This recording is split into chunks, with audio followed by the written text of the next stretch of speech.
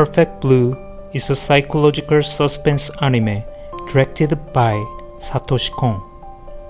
It's based on a novel by Yoshikazu Takeuchi, and since its release in 1997, it's been remembered as one of the most iconic anime films of all time, with bold themes like stalking, violence, and psychological fear and left a lasting impact. In this video, we will take a closer look at what makes Perfect Blue a masterpiece and why it still feels so unsettling today. As you watch, I invite you to reflect on how the film explores identity, illusion, and the quiet struggle of separating one's true self from the image others expect.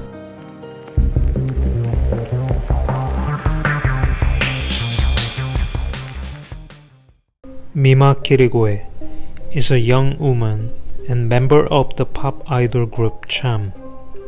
One day, she announces that she's leaving the idol world to pursue a career as an actress. 実は私は今日でミマちゃんは今日でチャムを卒業します。これからは一人の新人女優として頑張っていきますので、みんなも応援してください。 While some fans support her, others are upset. Especially a stalker known only as Me Mania, who begins following her in secret. Before long, Mima discovers a blog called Mima's Room. It describes her day-to-day life with uncanny accuracy, as if it's being written by Mima herself, but she didn't write it. Someone else is pretending to be her. 何よこれ、どうしてこんなに。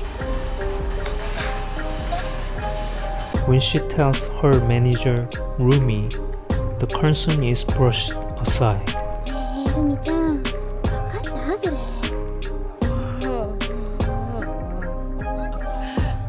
At first, her life still seems peaceful. But as Mima takes on more demanding roles, including a provocative photo shoot and a graphic scene in a drama called Double Bind, she starts to feel shaken, and quietly something inside her begins to slip. あれが望んだ仕事？最低。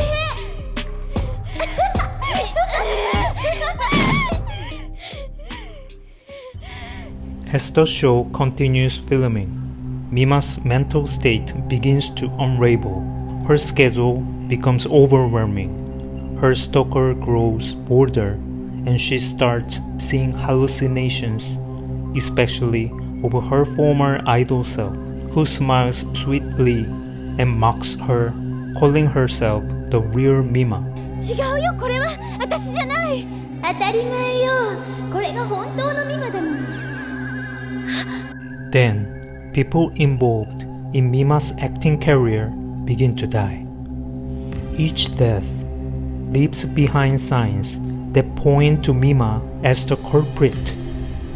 When she finds blood-stained clothes in her closet, even she begins to question herself. One evening, Mima is attacked by Me Mania.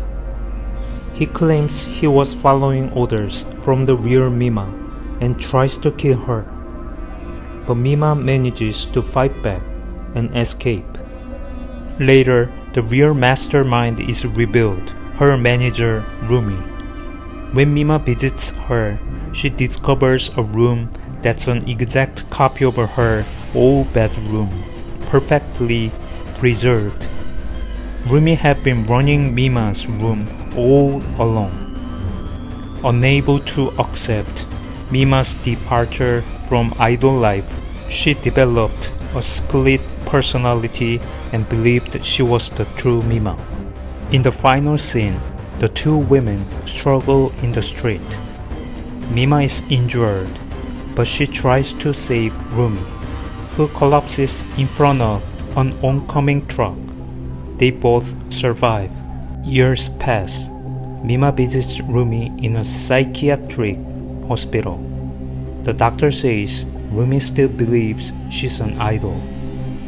As Mima leaves, she glances into the car's rearview mirror.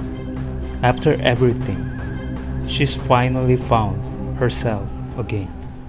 The question of who the real Mima is runs throughout the film. Mima is torn between her old image as an idol and her new life as an actress. The hallucinated idol version is more than just guilt or nostalgia. It's the part of her that feels she's betraying who she once was.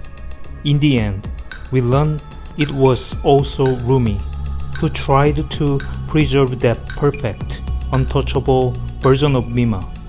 But when Mima says, "I'm real," it's a quiet declaration that her true self isn't something that can be decided by others.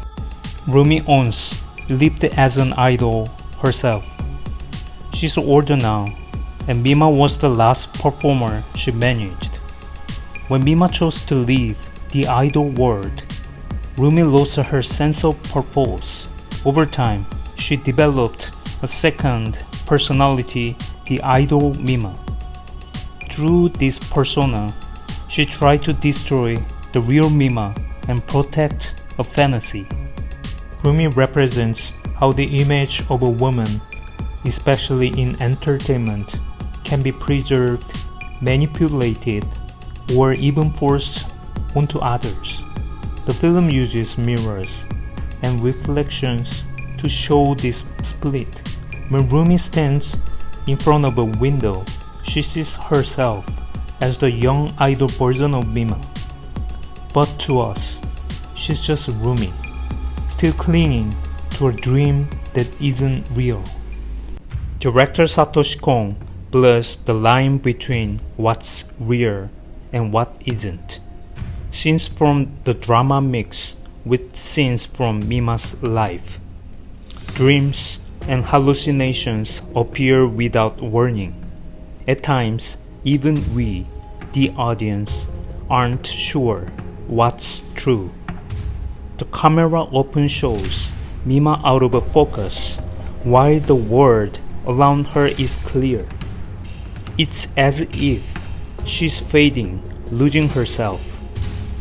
These moments let us feel what Mima is going through, the confusion, the fear, the sense of being watched, and the pressure to be someone she no longer is.